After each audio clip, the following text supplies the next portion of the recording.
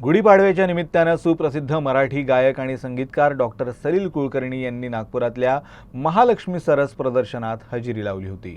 दरम्यान त्यांच्याशी खास संवाद साधलाय आमच्या प्रतिनिधीनं। बाबा हे गाणं आणि आयुष्यावर बोलू काही हे शब्द ऐकल्यावर आपल्याला जे पहिल्यांदा आठवतं ते म्हणजे सलील कुलकर्णी। आणि आज गुढीपाडव्याच्या निमित्तानं सलील कुलकर्णी आपल्या सोबत आहेत, तर आपण जाणून घेणार आहोत की त्यांच्यासाठी गुढीपाडवा किती महत्त्वाचा आहे।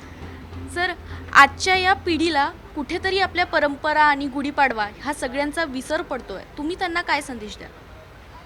नमस्कार सगळ्यांना, आधी गुढीपाडव्याच्या शुभेच्छा, तुला शुभेच्छा। मला खरं असं वाटत नाही विसर पडतोय, कारण आज जी मैफिल करायला मी इथे आलो आहे त्याचं नावच वारसा स्वरांचा असं आहे, धरोहर असं त्या मैफिलीचं नाव आहे। आणि ती मैफिल मी आणि शुभंकर माझा मुलगा असं सादर करतोय। पुढच्या पिढीला जर योग्य पद्धतीने प्रत्येक गोष्ट दिसली तर ती स्वीकारतात ते। आपल्याला फक्त त्यांना हे का करायचं ते प्रश्न विचारणारी पिढी आहे, आणि आपण योग्य उत्तर दिलं तर ती पिढी जास्त उत्साहाने प्रत्येक गोष्ट करते असं मला वाटतं। फक्त त्यांना हे परत परत सांगायला पाहिजे की हे जे सगळे सण आहेत, हे जे सगळे उत्सव आहेत, हे माणसं जोडण्यासाठीचे उत्सव आहेत। आणि हे फार महत्त्वाचं आहे की जेव्हा एखाद्या पोएट्रीसारखं, एखाद्या कवितेसारखं दृश्य असतं, जेव्हा गुढी उभारल्यानंतर घरातले आजी आजोबा, आई वडील आणि मुलं एकत्र नमस्कार करतात, तेव्हा ते एका कवितेसारखंच असतं, एका फिल्मसारखं सुंदर असतं। तर माणसं जोडणारा हा आपला सगळा प्रत्येक सण आहे। आणि गुढीपाडव्याला मला असं वाटतं की ह्या सगळ्या आधीच्या पिढीने ज्यांनी या सणांचा विचार केला की आपलं मराठी नवीन वर्ष चैत्र महिन्यात सुरू होतं, तर त्या प्रत्येक महिन्यातलं जर बघितलं तर त्याच्यामागे एक काहीतरी विचार आहे, संकल्पना आहे की माणसाला नव्याने काहीतरी करण्याची उमेद मिळावी।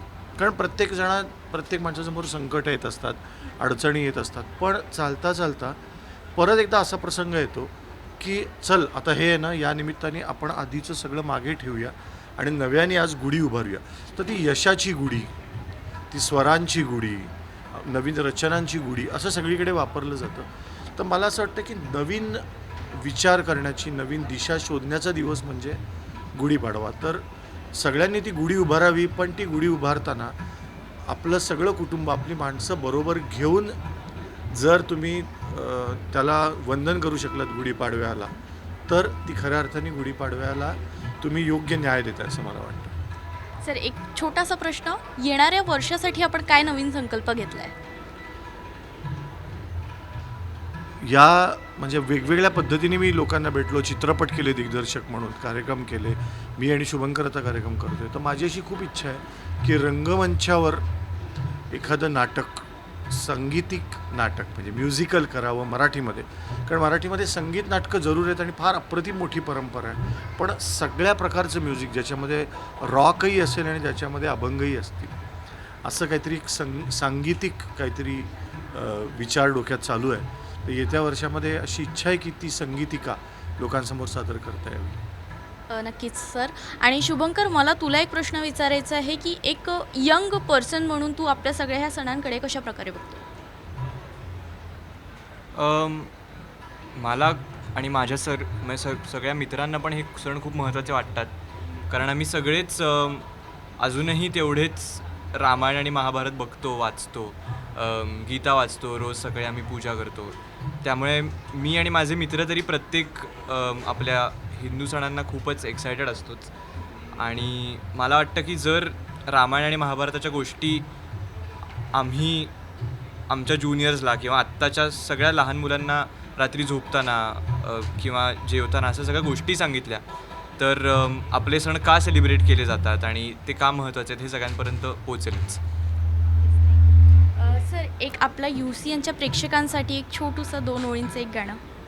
मला वाटतं आत्ता जे दोघंही आम्ही बोललो, तर माणसं जोडण्याविषयी बोललो, तर ते एक गाणं गातो बहा, हे सगळ्या प्रत्येक महाराष्ट्रातला माणूस हे स्तोत्र म्हणतोच, तर त्याच्या स्तोत्राच्या अराउंड केलेलं गाणं आहे।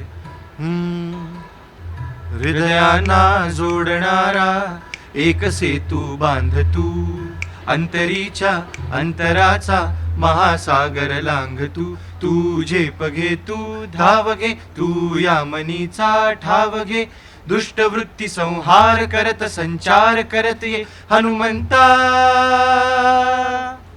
भीमरूपी महारुद्रा वज्र हनुमान मारुती वनारी अंजनी सूता रामदूता प्रभंजना भीमरूपी महारुद्रा.